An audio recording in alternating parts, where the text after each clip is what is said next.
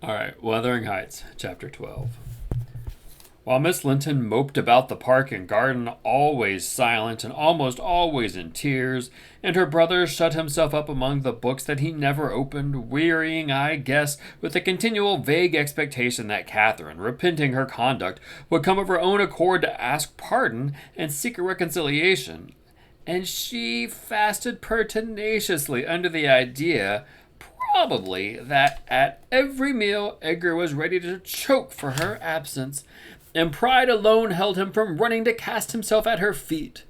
I went about my household duties convinced that the Grange had but one sensible soul in its walls, and that lodged in my body. I wasted no condolences on Miss, nor any expostulations on my mistress, nor did I pay attention to the rights of my master, who yearned to hear his lady's name since he might not hear her voice. I determined they should come about as they pleased for me, and though it was a tiresomely slow process, I began to rejoice at length in a faint dawn of its progress, as I thought at first. Mrs. Linton, on the third day, unbarred her door, and having finished the water in her pitcher and decanter, desired a renewed supply, and a basin of gruel, for she believed she was dying. That I set down as a speech meant for Edgar's ears. I believed no such thing, so I kept it to myself, and brought some tea and dry toast. She ate and drank eagerly, and sank back on her pillow again, clenching her hands and groaning. "Oh, I will die," she exclaimed. "Since no one cares anything about me, I wish I had not taken that." Then a good while after I heard her murmur, "No, I'll not die. He'd be glad. He does not love me at all. He would never miss me." "Did you want anything, ma'am?" I inquired, still preserving my eternal composure in spite of her ghastly countenance and strange exaggerated manner. "What is that apathetic being doing?" she demanded, pushing the thick entangled locks from her wasted face. "Has he fallen into a lethargy, or is he dead?" "Neither," replied I. "If you mean Mr. Linton, he's tolerably well, I think. Though his studies occupy him rather more than they ought, he is continually among his books, since he has no other society." I should not have spoken so if I had known her true condition, but I could not get rid of the notion that she had acted a part of her disorder. "Among his books!" she cried, confounded. "And I dying? I on the brink of the grave? My God, does he know how I'm altered?" continued she, staring at her reflection in a mirror hanging against the opposite wall. "Is that Catherine Linton? He imagines me in a pet, in play, perhaps. Cannot you inform him that it is frightful earnest? Nelly, if it be not too late, as soon as I learn how he feels, I'll choose between these two, either to starve at once, that would be no punishment unless he had a heart, or to recover and leave the country. Are you speaking the truth about him now? Take care. Is he actually so utterly indifferent for my life?" "Why, ma'am," I answered, "the master has no idea of you being deranged, and, of course, he does not fear that you will let yourself die of hunger." "You think not? Cannot you tell him I will?" she returned. "Persuade him to speak of your own mind. Say you are certain I will." "No, you forget, Mrs. Linton," I suggested, "that you have eaten some food with a relish this evening, and tomorrow you will perceive its good effects." "If I were only sure it would kill him," she interrupted, "I'd kill myself directly. These 3 awful nights I've never closed my lids, and oh, I've been tormented. I've been haunted, Nelly. But I begin to fancy you don't like me. How strange. I thought though everybody hated and despised each other, they could not avoid loving me. They have all turned to enemies in a few hours. They have, I'm positive. The people here. How dreary to meet death, surrounded by their cold faces. Isabella terrified and repelled, afraid to enter the room. It would be so terrible to watch Catherine go. And Edgar standing solemnly to see it over, then offering prayers of God, prayers of thanks to God for restoring peace to his house and going back to his books. What in the name of all that feels has he to do with books when I am dying?"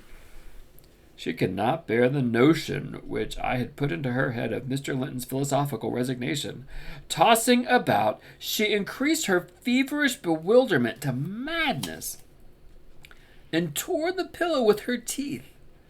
Then, raising herself up, all burning, desired that I would open the window. We were in the middle of winter.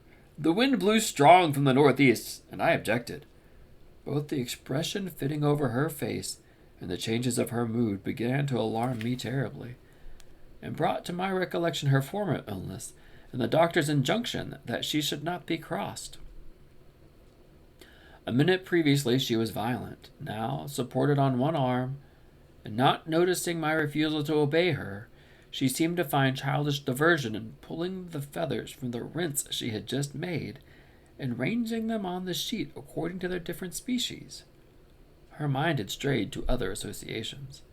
"That's a turkey," she murmured to herself, "and this a wild duck's, and this is the pigeons. Ah, they put pigeons' feathers in pillows? No wonder I couldn't die. Let me take care to throw it on the floor, then I lay down. And here is a mock-cock's, and this, I should know it among 1,000. It's a lampwing's. Bonny bird, wheeling over our heads in the middle of the moor.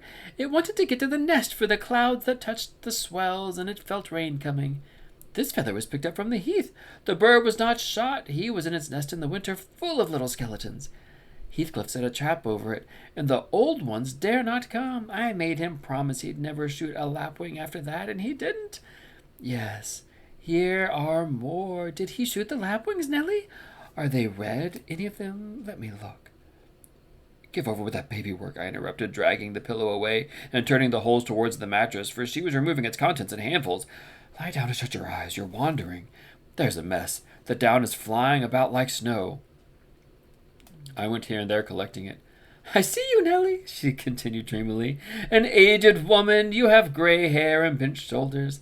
This bed is the fairy cave under Penistone Crag, and you are gathering elf bolts to hurt our heifers, pretending while I am near that they are only locks of wool. That's what you'll come to 50 years hence.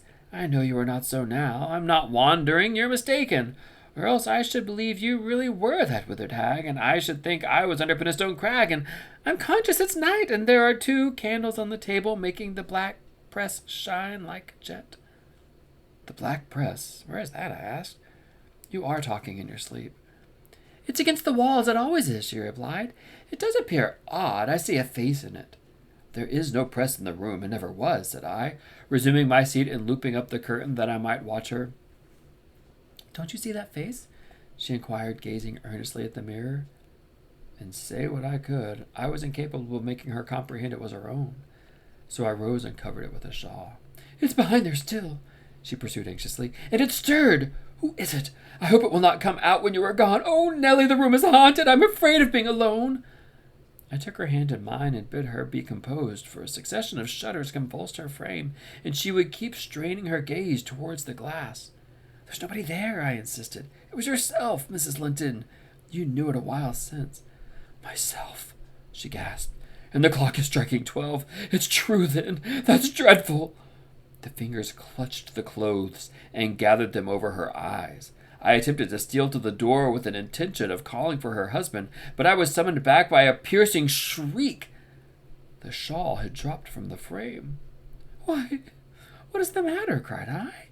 "Who is coward now? Wake up! That is the glass, the mirror, Mrs. Linton, and you see yourself in it, and there I am, too, by your side."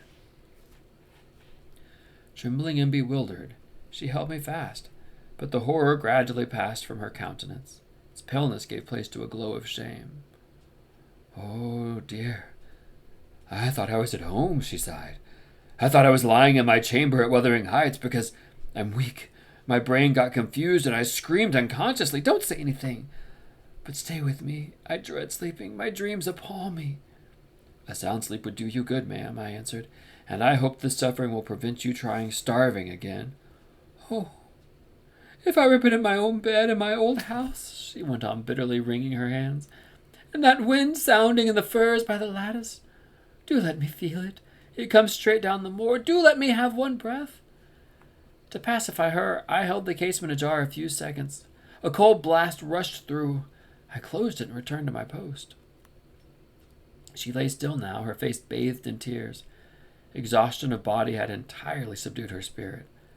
Our fiery Catherine was no better than a wailing child. "How long is it since I shut myself in here?" she asked, suddenly reviving. "It was Monday evening," I replied, "and this is Thursday night, or rather Friday morning at present." "What? Of the same week?" she exclaimed. Only that brief time?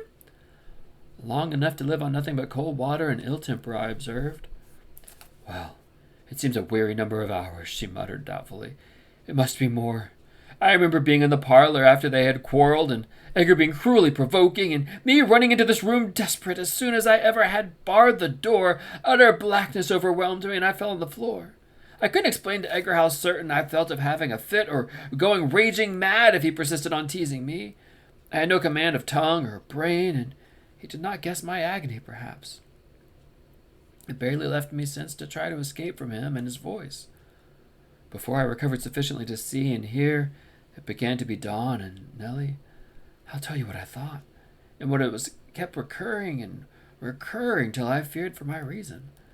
I thought as I lay there with my head against that table leg and my eyes dimly discerning the gray square of the window that I was enclosed in the oak-paneled bed at home, and my heart ached with some great grief which, just waking, I could not recollect.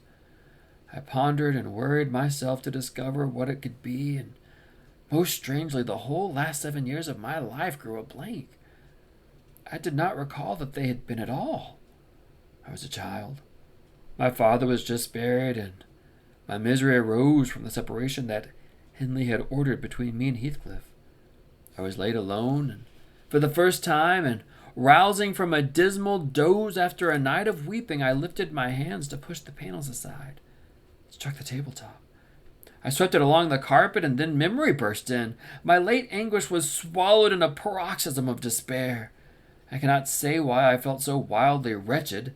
It must have been temporary derangement, for there is scarcely cause. But supposing at 12 years old I had been wrenched from the heights, and every early occasion and all, as Heathcliff was at that time, and then converted at a stroke into Mrs. Linton, the lady of Thrushcross Grange, and the wife of a stranger, an exile, an outcast, thenceforth from what had been my world. You may fancy a glimpse of the abyss where I groveled. Shake your head as you will, Nellie. You have helped to unsettle me. You should have spoken to Edgar indeed. You should have compelled him to leave me quiet. Oh, I'm burning. I wish I were out of doors. I wish I were a girl again, half savage and hardy and free and laughing at injuries, not maddening under them. Why am I so changed?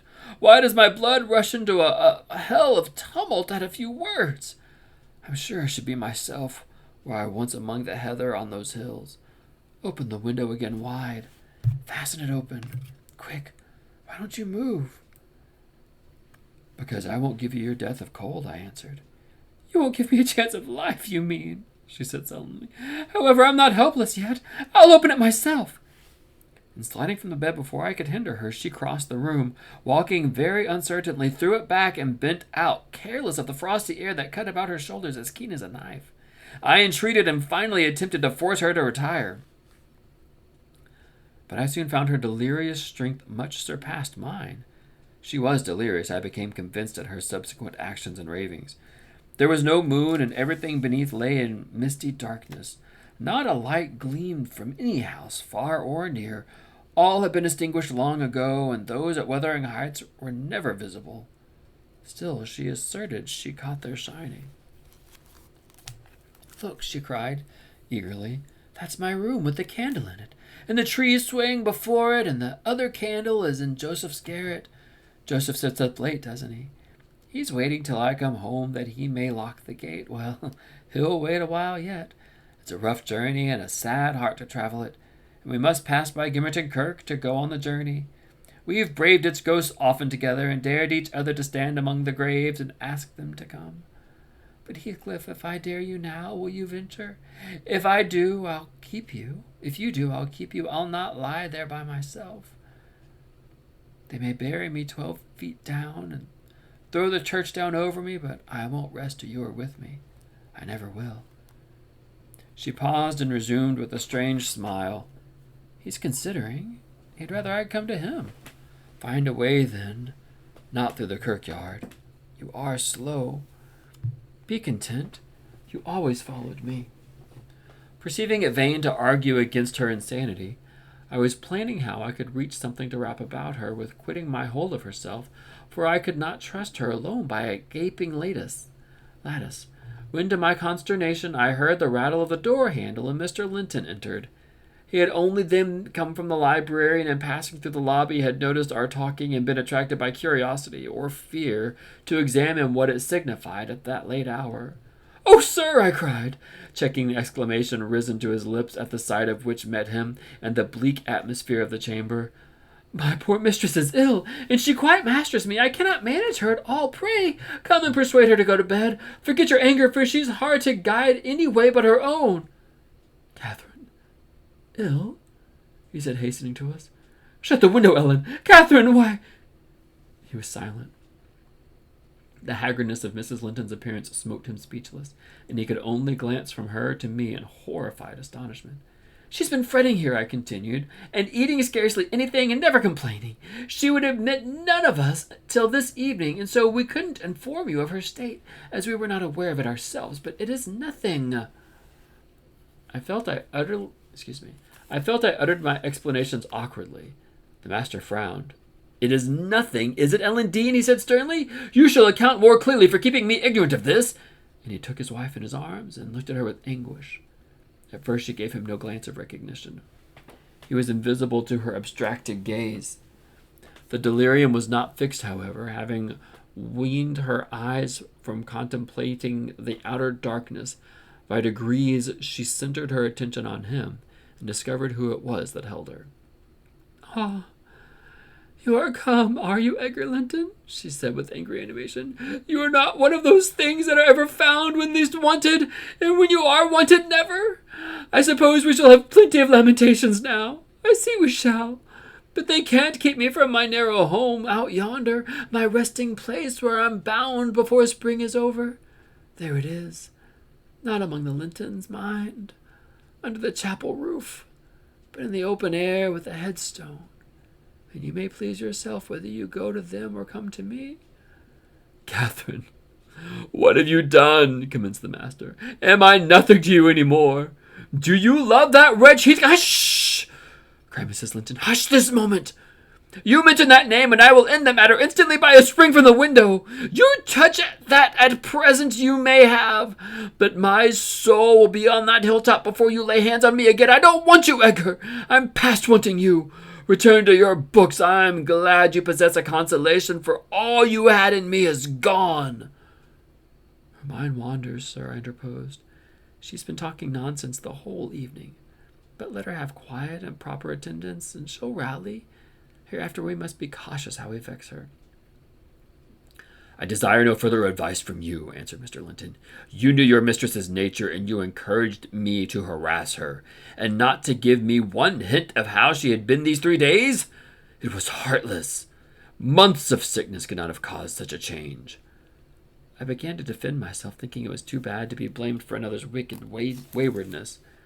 "I knew Mrs. Linton's nature to be headstrong and domineering," cried I, "but I didn't know how you wished to foster her fierce temper.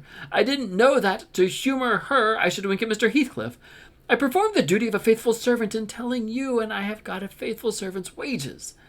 Well, it will teach me to be careful next time. Next time you may gather intelligence for yourself."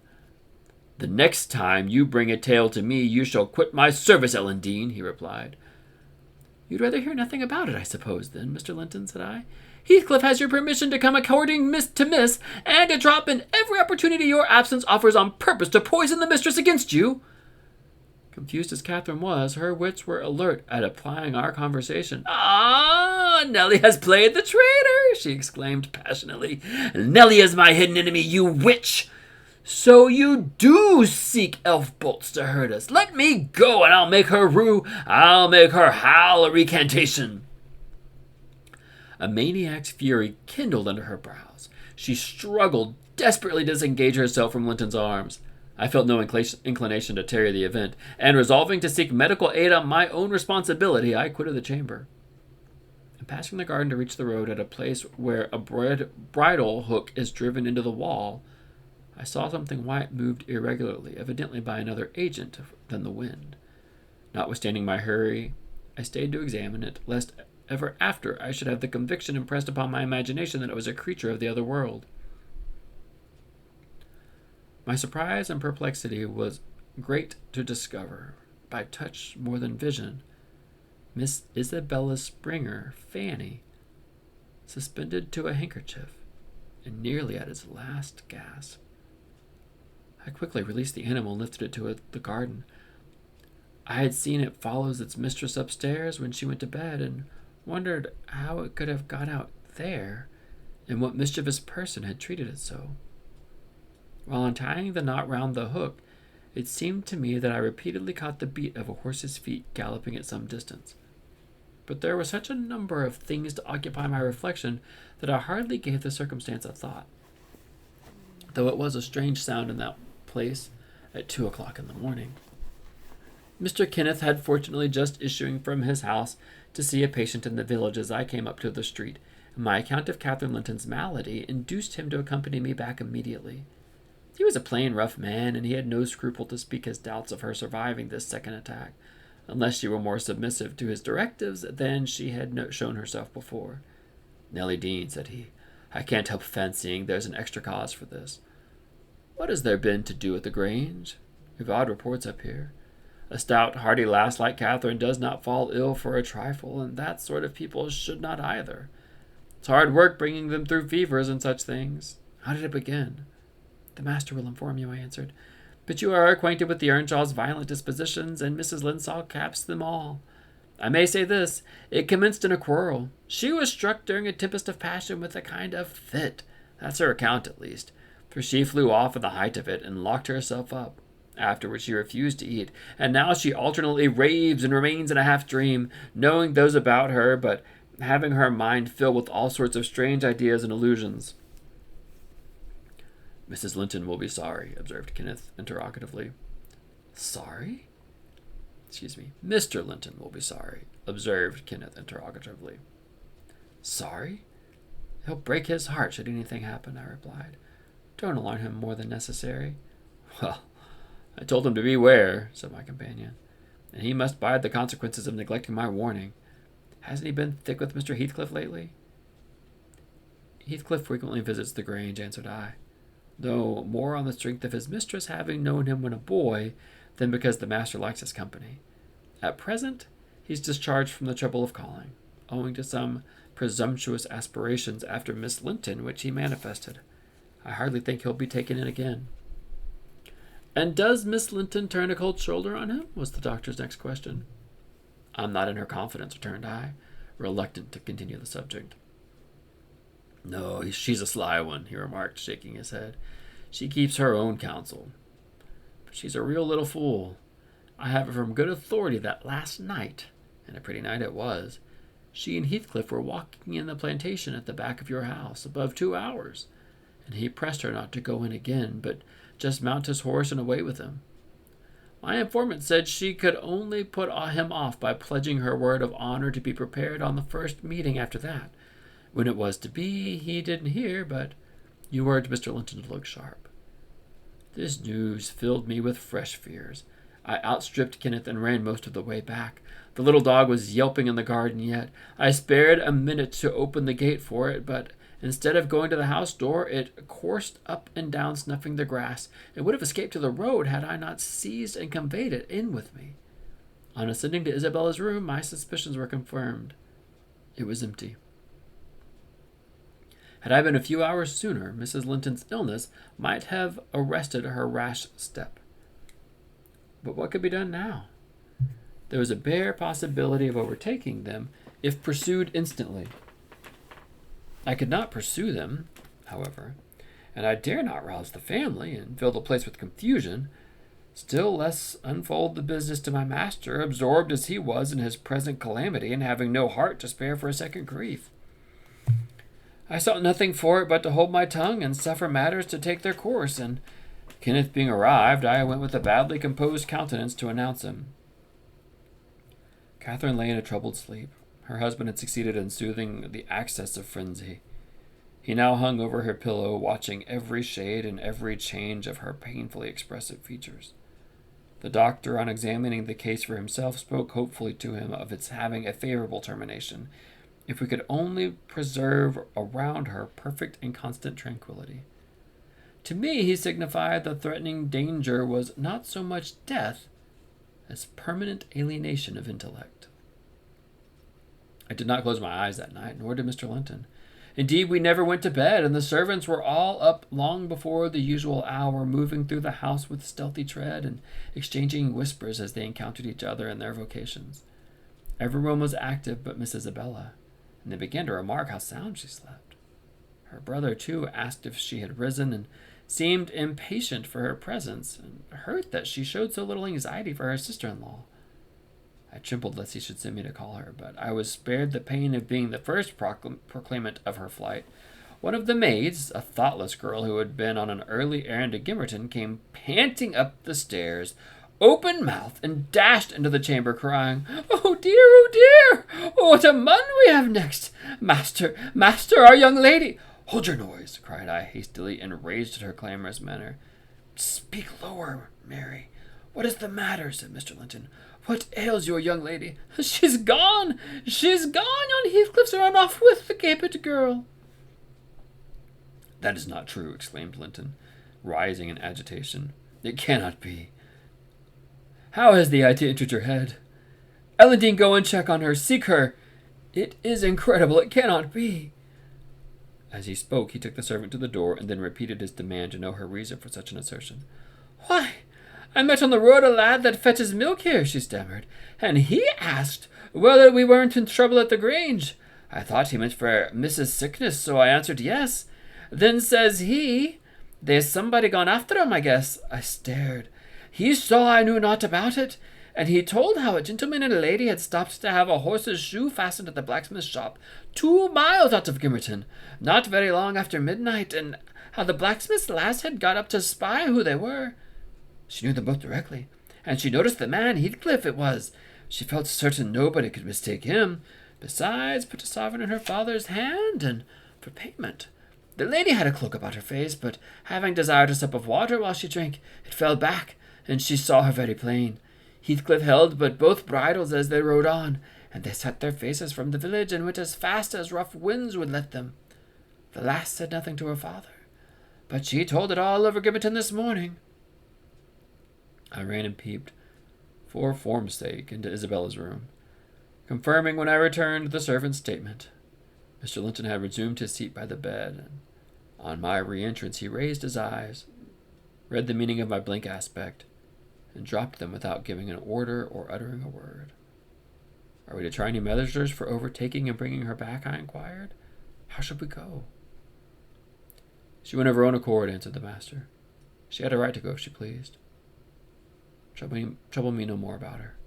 Hereafter she is only my sister in name, not because I disown her, but because she has disowned me." And that was all he said on the subject. He did not make a single inquiry further, nor mention her in any way, except directing me to send what property she had in the house to her fresh home, wherever it was, when I knew. So this chapter is quite incredible.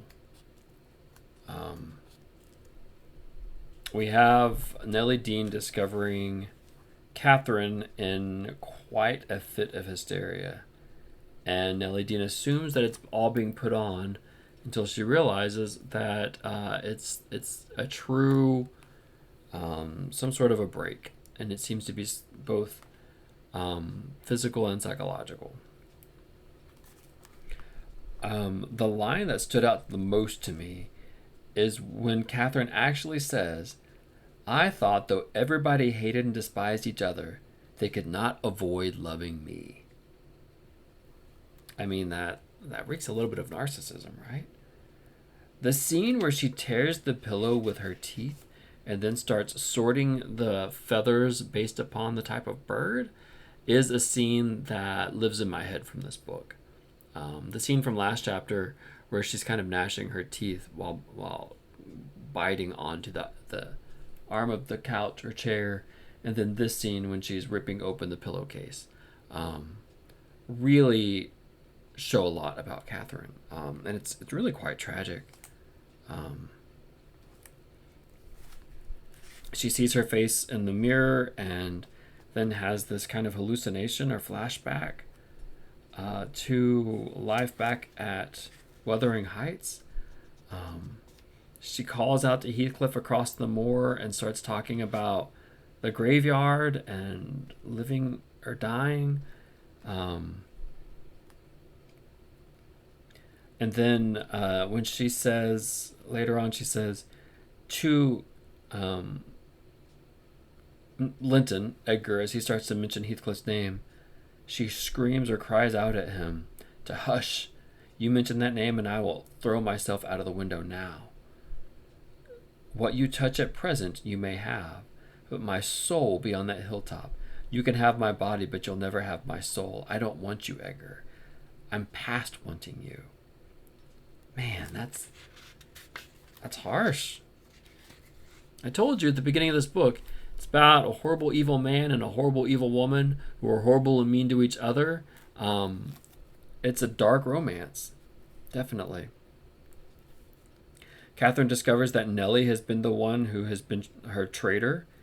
And then as Nellie leaves, she comes across Isabella's dog hanged outside. Dog isn't dead yet. But somebody has hanged this dog by a handkerchief. And Nellie gets there just in time. And then we find out that Isabella has run off with Heathcliff. So, potentially triggering chapter, but quite a bit of character development and plot moving forward in this dark and disturbing chapter. Thank you so much. I hope you're enjoying this. Please like and subscribe. You can listen to the whole novel. I've got a playlist where I've read the first 12 chapters. I will finish it. I've also read all of 1984, all of Frankenstein, and I think over 100 poems at this point, and about 20 short stories. So I would love for you to follow along if you're enjoying my reading of Wuthering Heights. Thank you so much.